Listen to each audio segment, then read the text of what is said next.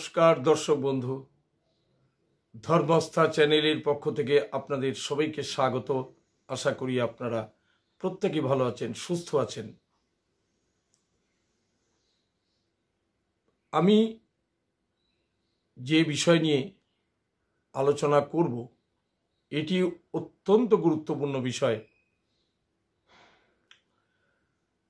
এই বিষয়টি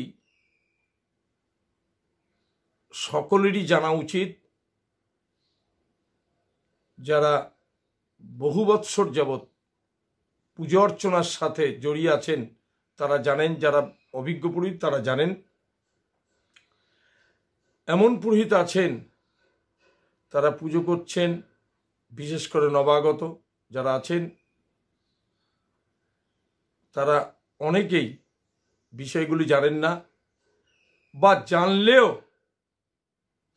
সেটা হয়তো সবসময় মনে করে উঠতে পারেন না। তাদের উদ্দেশ্যেই আমার এই প্রচেষ্টা। শুধুমাত্র পুজো করলেও হবে না, পুজো করতে গেলে যে জিনিসগুলো আমাদের প্রথমেই জেনে নেওয়া দরকার, অর্থাৎ পুজোর আনুষঙ্গিক বিষয়গুলো, না হলে কোনো জায়গায় পুজো করতে গিয়ে খুব অসুবিধার মধ্যে পড়তে হয়। এই বিষয়ে আপনারা, অর্থাৎ যারা নবাগত আছেন তারা সবসময় সজাগ থাকবেন। বিষয়টি হচ্ছে, একটি পুজো করতে গেলে অনেক জিনিসের প্রয়োজন হয়, যেমন পঞ্চশস্য, পঞ্চরত্ন, সর্বৌষধি, মহৌষধি, পঞ্চপল্লব, এ সমস্ত বিষয়গুলি নিয়ে জ্ঞান থাকা আবশ্যক। যেমন আপনাকে যে কেউ বলতে পারে পঞ্চশস্য কি কি, অর্থাৎ এই পঞ্চ অর্থাৎ 5 রকম শস্য কি কি জিজ্ঞাসা করতেই পারে। বা সব থেকে বড় কথা, আপনার জেনে নেওয়া উচিত যে পঞ্চশস্যর মধ্যে কি কি থাকে। তাহলে জেনে নিতে কোনো অসুবিধা নাই। তাহলে বলবো পঞ্চগুড়ি। আমরা যে কোনো পুজোর ক্ষেত্রে আমরা একটা রঙ্গোলি করি, 5 রকম গুড়ি দিয়ে আমরা একটা অষ্টদল পদ্ম করি, কেউ বা সর্বতভদ্রমণ্ডল করি। তো পঞ্চগুড়িটা কি, ওই 5টা গুরু কি কি প্রথমে বলবো। ধানের তুষ, অর্থাৎ একটি ধান, তার ভেতরে চাল থাকবে না, তার যে খোসাগুলো পুড়িয়ে গুঁড়ো করতে হয়, তাতে কালো রংটা আসে। তাহলে আপনি 5টা রঙের মধ্যে কালো রংটা পেয়ে গেলেন। তারপর আরেকটি জিনিস হচ্ছে বিল্বপত্র চূর্ণ, অর্থাৎ বেলপাতা শুকিয়ে সেটাকে গুঁড়ো করে রাখা,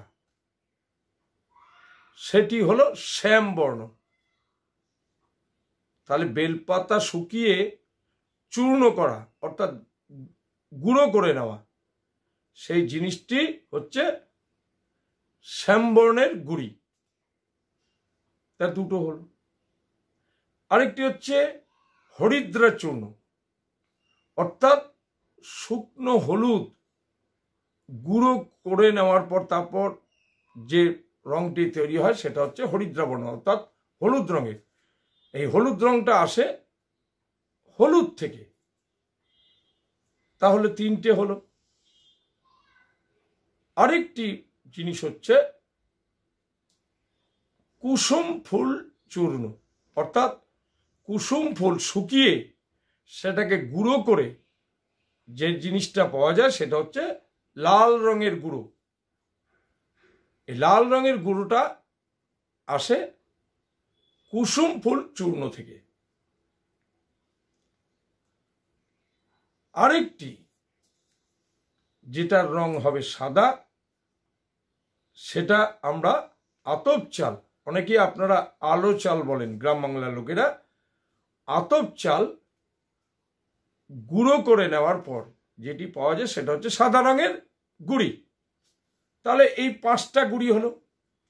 হরিদ্রা চূর্ণ একটিতে পেলাম, কুসুম ফুল চূর্ণ পেলাম, একটা পেলাম আপনার চালের গুঁড়ো, আরেকটা পেলাম আপনার বেলপাতা চূর্ণ, আরেকটা পেলাম ধানের তুষ পুড়িয়ে যে গুঁড়োটা পাওয়া যায় সেটা কালো রঙের গুঁড়ো।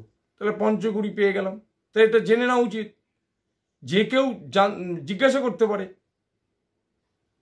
যাই হোক, তারপরে যেটা প্রয়োজন হয় সেটা হচ্ছে পঞ্চশস্য। পঞ্চশস্যটা হচ্ছে ধান, মাসকলাই, মুগ, জব আর তিল।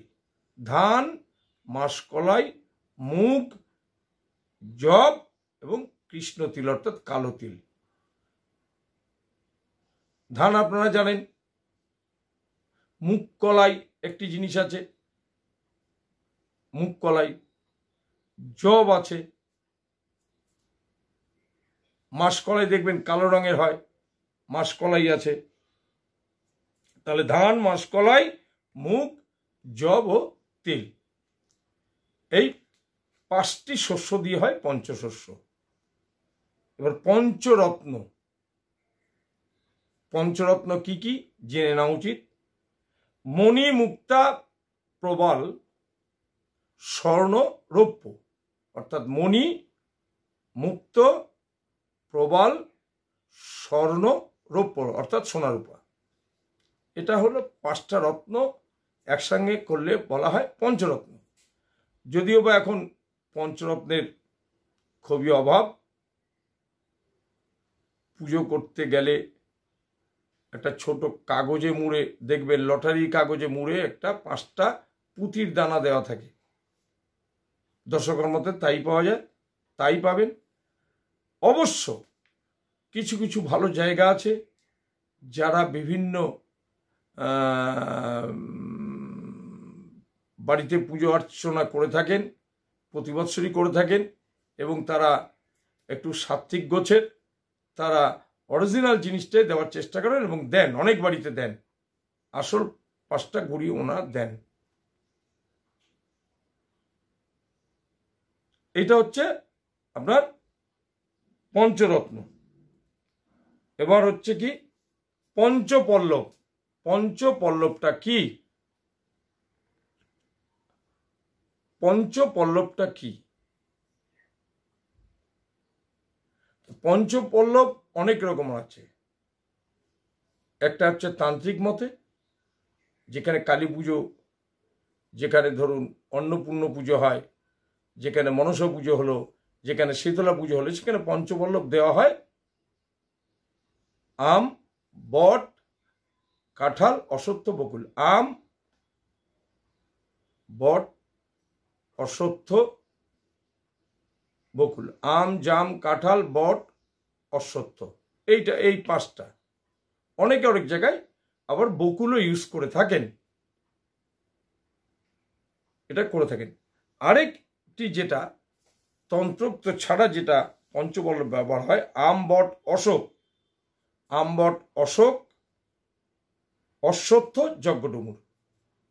আম, বট, অশোক, অশ্বত্থ, যজ্ঞডুমুর, এটা পঞ্চপল্লব। তাই তন্ত্রমতে যেটা বললাম, আম, কাঁঠাল, বট, অশ্বত্থ, বকুল, এটা হচ্ছে তন্ত্রমতের পঞ্চপল্লব। মানে 5টা পল্লব এক জায়গায় করলে যেটা হয় সেটা হচ্ছে পঞ্চপল্লব, সেটা ঘটের উপর দেওয়া হয়। ঠিক আছে। এবার হচ্ছে পঞ্চকষায়। পঞ্চকষায় কি বুঝবো? আমরা তো পঞ্চকষায় লিখি। পঞ্চকষায় হচ্ছে বিভিন্ন গাছের ছাল। সেটা কি? জাম গাছের ছাল, শিমুল গাছের ছাল, বেরেলার ছাল, কুল গাছের ছাল, আর একটা হচ্ছে বকুল গাছের ছাল। এই ছাল যেটা ভিজিয়ে নিয়ে শুকনো করে গুঁড়ো করা হয়, যেটা পঞ্চকষায় তৈরি হয়। বা অনেকে শুকিয়ে বাড়িতে করেন, অনেকে বাড়িতে শুকিয়ে নিয়ে তারপর গুঁড়ো করে তারপরে একটু সেকে নেন বা চালনিতে একটু চেলে নেন। পঞ্চকষায় এইভাবে অনেকে বাড়িতে করে রাখেন, দেখেছি। এগুলো জানার বিষয়। যেমন নবপত্রিকা দুর্গাপূজার সময় প্রয়োজন হয়, যারা করেন তারা জানেন।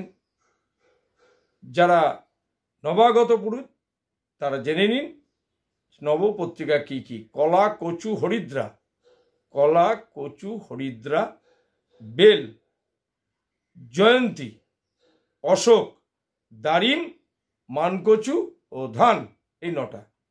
তাহলে কি কি হলো?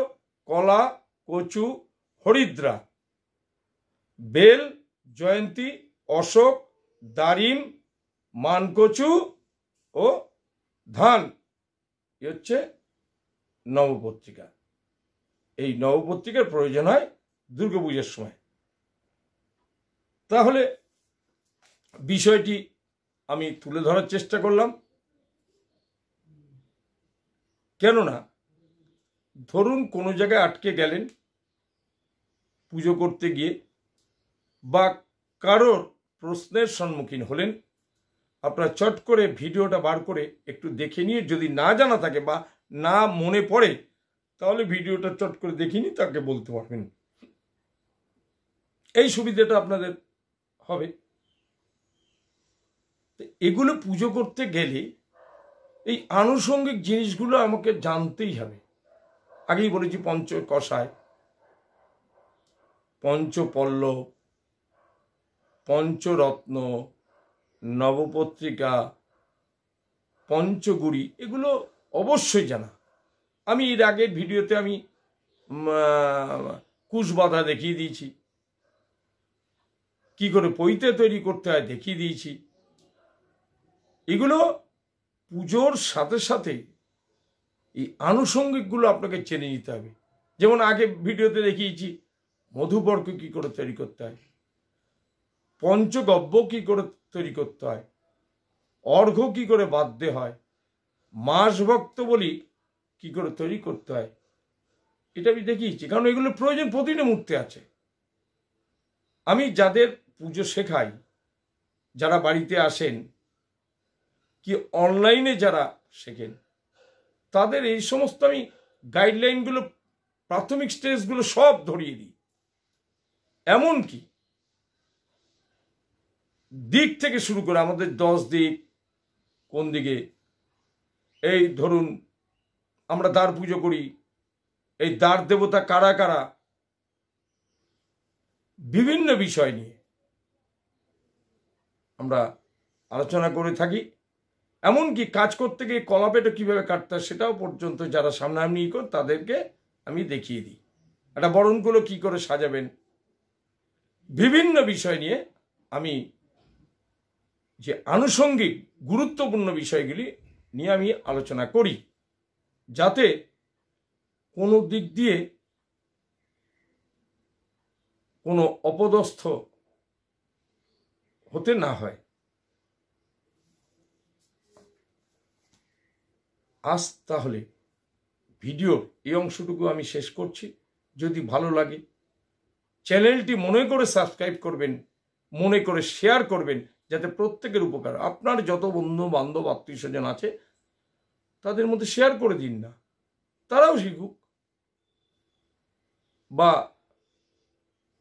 যারা আমার শুভানুধ্যায়ী আছেন তারা তো করেছেন ইতিমধ্যে, যারা এখনো করেননি তারা অতি অবশ্যই মনে করে চ্যানেলটি সাবস্ক্রাইব করবেন এবং লাইক দেবেন, সুন্দর মতামত দেবেন, যে মতামতটা আমাকে অনেক বেশি উৎসাহিত করবে।